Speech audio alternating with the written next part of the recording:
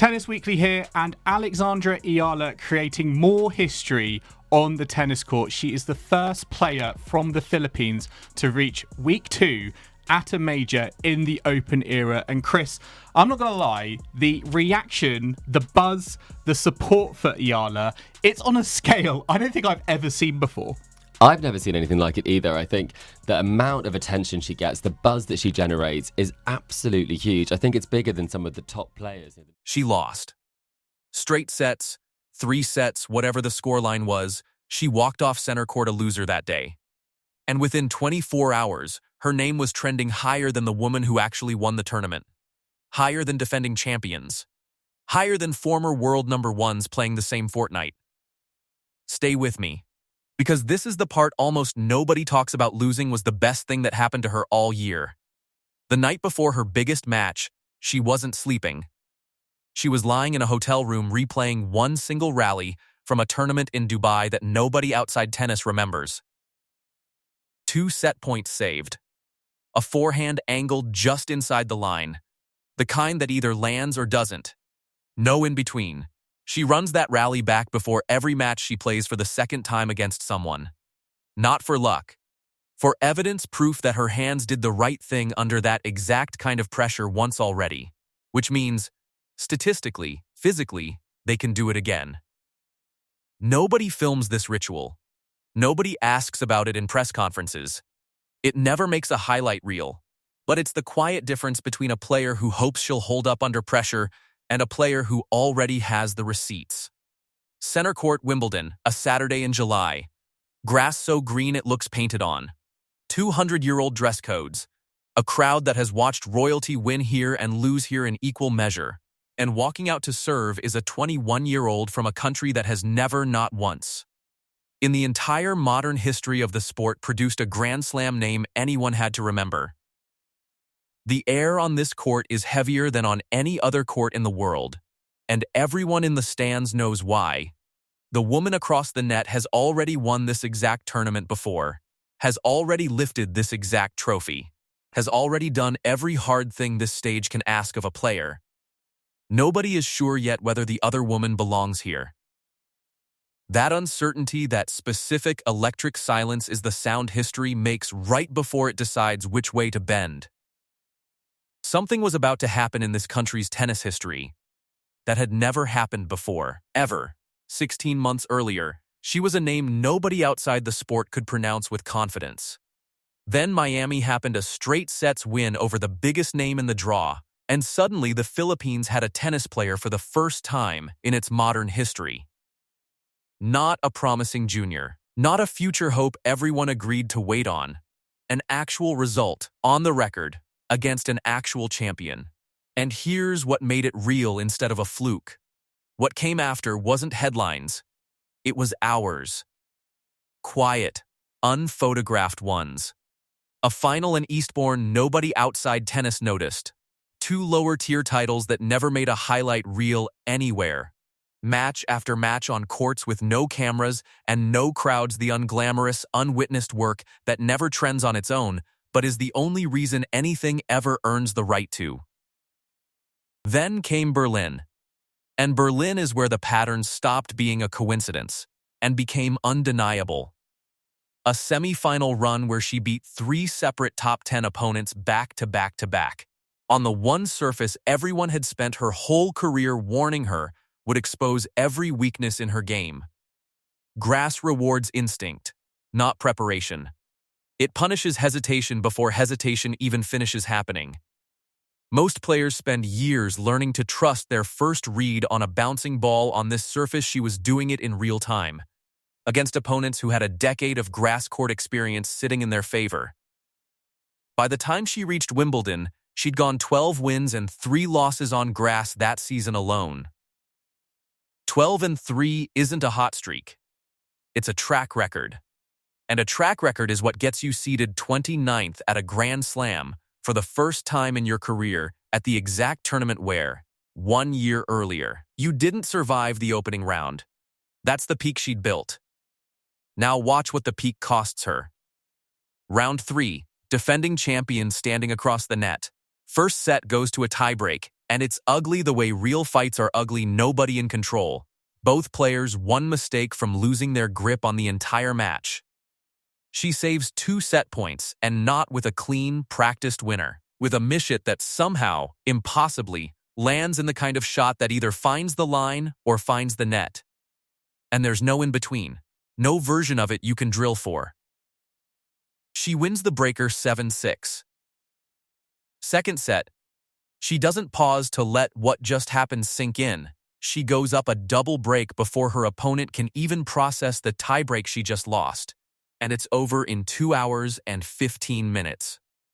24 winners to 44 unforced errors, all stacked against the champion's side of the stat sheet. She wasn't just beaten, she was pulled off her own game plan in real time, forced into shots she'd never normally attempt, playing someone else's match instead of her own. And then, on court, cameras rolling, a country stopping everything to watch, she cries. Not from relief. She talks about growing up training after school with her brother and her grandfather, in shoes that lit up when she walked, on courts that were never built with someone like her in mind. And she says it plainly. For a champion who's already lifted this trophy, a win like this might look small next to the ones she already owns. For a girl who grew up the way she did, this single match is everything. Here's the part almost nobody saw coming: she wasn't done being tested. And the very next test is what turns this from a nice story into a genuinely great one. 4 days later, against a former Wimbledon finalist who knows exactly how to make a young player feel every degree of 31 Celsius heat on that grass. Her first serve abandons her completely. Some deliveries barely clear 65 miles an hour, the kind of pace that gets punished by anyone at this level, let alone a former finalist. She goes down a set. She claws back to level it, refusing to let the match slip quietly. In the decider, at 4 games all, 2 errors in a row, and it's gone. No excuses afterward. No blaming the heat, the serve, the moment. Just this, said plainly: you can't control the wind. You can't control how she plays. You can only control how you show up inside the point. She says it with a completely dry face, the same face that was in tears 4 days earlier. And that contrast is the whole story in one image. It's easy to cry when you win. It takes a different kind of competitor to stay that composed when the dream ends 4 rounds early. That single detail, dry-eyed after the loss, sobbing after the win, tells you she'd already made peace with exactly how far this run was always going to take her. Win or lose. She lost. And here's the twist that turns the whole story on its head. It barely mattered. Rankings aren't decided by a single afternoon, or even a single tournament. They're built across an entire season, point by point, where every round survived adds permanent weight regardless of what happens after. By the time she walked off that court, the numbers had already been decided weeks earlier, through the matches that got her there in the first place. Losing in the 4th round doesn't erase the 3rd round win over a champion. It doesn't erase Berlin. It doesn't erase 12 wins on grass.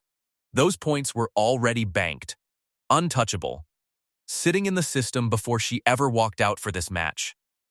So she rose anyway. A new career high, world number 28.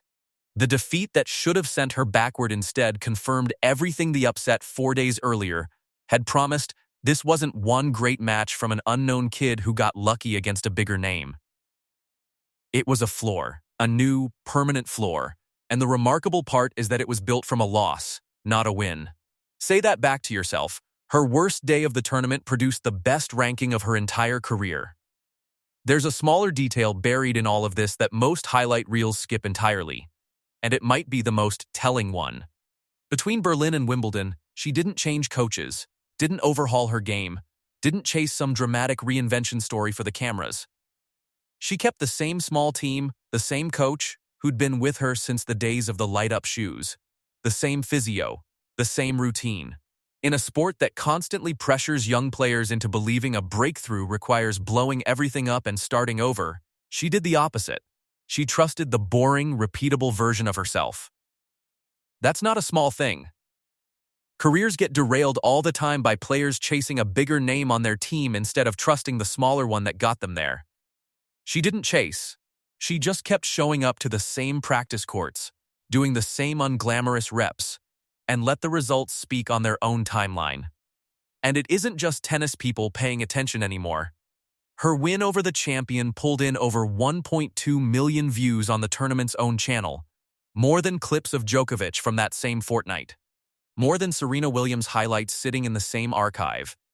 In a country where the only sporting name most people have ever had to know is a boxer, there is suddenly a second name, spoken with the same pride, in living rooms that never had a reason to know a tennis score before. And this is exactly why you don't need to know her name yet to know where this is going. Every part of this story, the Dubai rally she still replays, the Berlin run nobody outside tennis noticed, the 12-3 on grass, the champion beaten in a tiebreak, the finalist who exposed her serve 4 days later, every single piece of it was already pointing at the same outcome before Wimbledon even started. That's what makes this different from a normal underdog story. This wasn't luck arriving out of nowhere on one lucky afternoon. It was a full season of unwitnessed work finally showing its receipts on the sport's biggest stage, on the court where it's hardest to hide anything. So no, she didn't win the trophy. She didn't even reach the final. But she left Wimbledon with something a trophy can't give you at 21. Proof, banked and permanent, that she belongs on every court she's about to walk onto next. The next Grand Slam won't be the first time anyone has to remember her name.